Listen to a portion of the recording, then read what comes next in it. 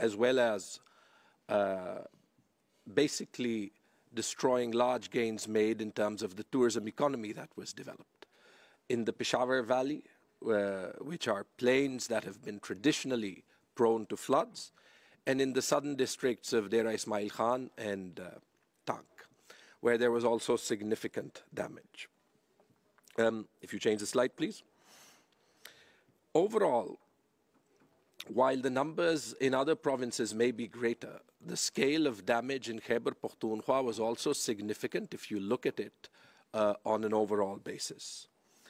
1 million people impacted, 100,000 houses damaged or destroyed, 100,000 acres of crops destroyed, 40,000 cattle, and that means 40,000 families and their livelihoods taken away from them, and roughly $737 million of damages.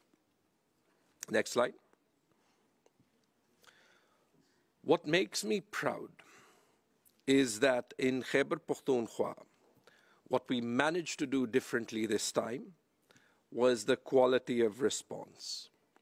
What I can say is that different layers of government worked, they responded, and what I can also say is that some of the investments made over the last 10 years actually helped to mitigate and reduce the quantum of losses significantly versus very similar floods in 2010 that actually, with water of very, very similar flows, caused much larger scale devastation.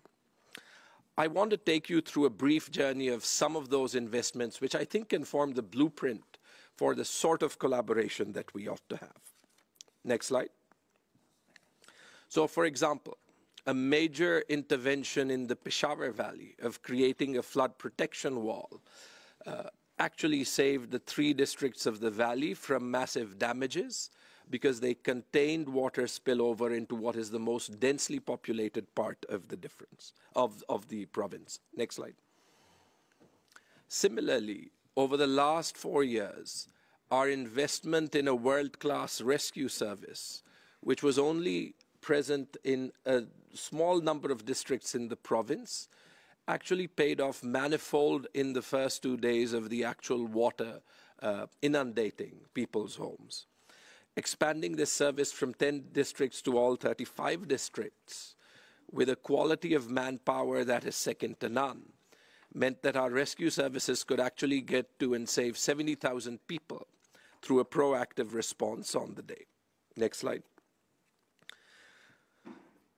The 10 years of governance and the governance standards that we've set, actually, and I saw this firsthand visiting different districts of the Peshawar Valley, helped to create conditions for a proactive response that were better than have ever been seen before in the province. And there are many heroes that were produced. What you see on screen is a picture of Kuratullah and Wazir, an additional district commissioner in the Nowshera district, and the sort of unlikely figure that emerged in Khaybar-Pakhtunkhwa, where women in administrative positions also became heroes of the flood response.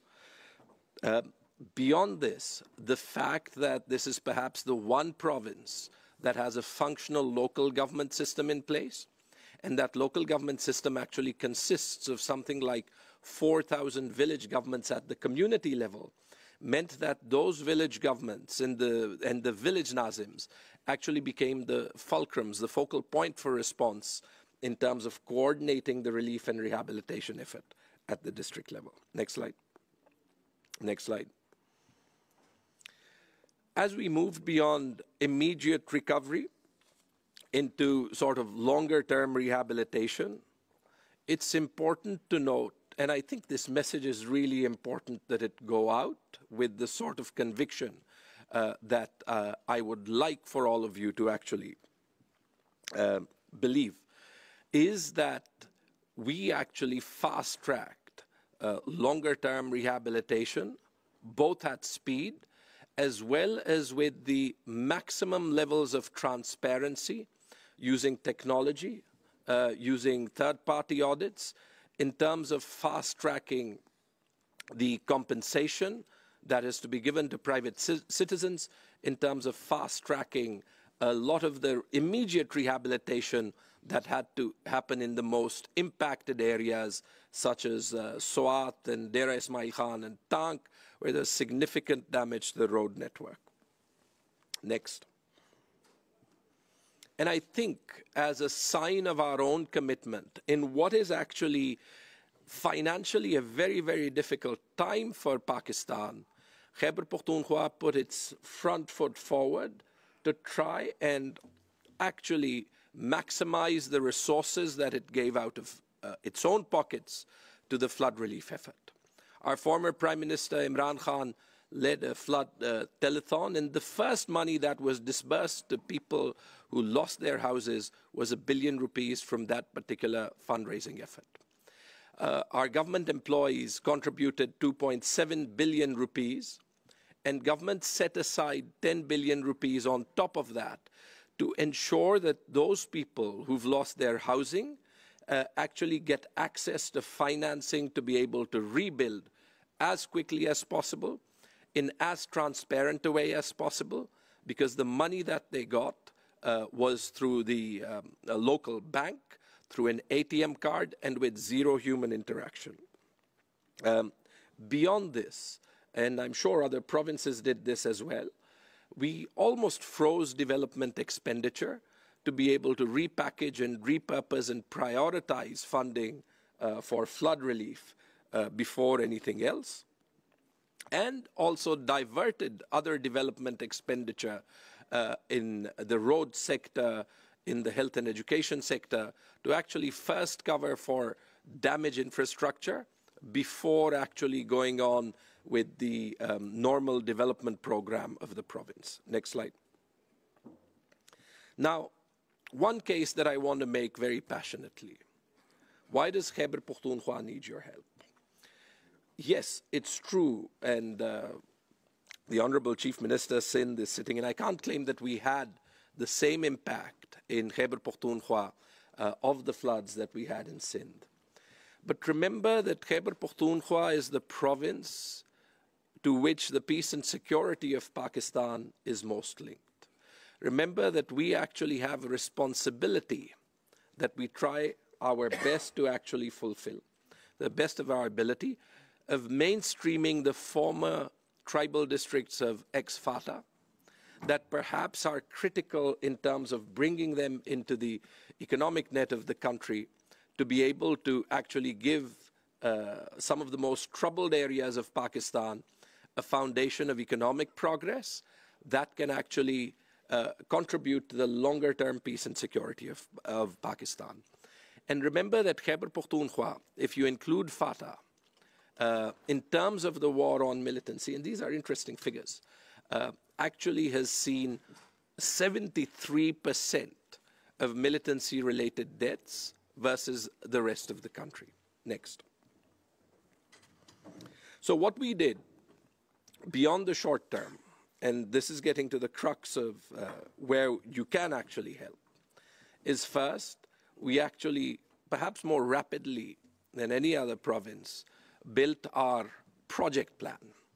$544 million, 1,500 kilometers of roads, something like 1,800 education facilities, and other details that you see here, the irrigation network, the health and education network, the water supply schemes. All of these are available in the Khaibar-Pakhtunkhwa flood response booklet that is both available outside as well as online, so that individual countries and donors can help engage post this flood effort into where they can contribute. And beyond this, next slide, are the citizen losses of 193 million, large chunks of which, such as the housing damage compensation, we are covering ourselves. But in terms of being able to build more resilient agriculture, a more resilient livestock sector, it is important that here we also collaborate and partner with international partners. And there are many ways. The World Bank, for example, has already helped in terms of raising and allowing those with subsistence agriculture as a means of living from being able to regain their livelihoods. Next. So in a nutshell, if you actually look at the figures, and we've figured out these pragmatically, $480 million is the funding gap of a total outlay of something like $900 million. If you include a resilient infrastructure fund that we want to be able to position as the next investment in the province, that actually helps us continue this journey of building better institutions that can cope with crisis in a better way, because we are actually very encouraged by the impact that the investments that we have made has brought. So, last slide. If you actually reflect on the message I'm giving, yes, relative to Sindh and Balochistan, the quantum of damage is smaller. But in terms of the significance of the damage and the construct of Pakistan's financial system in the provinces, the needs of each province are acute.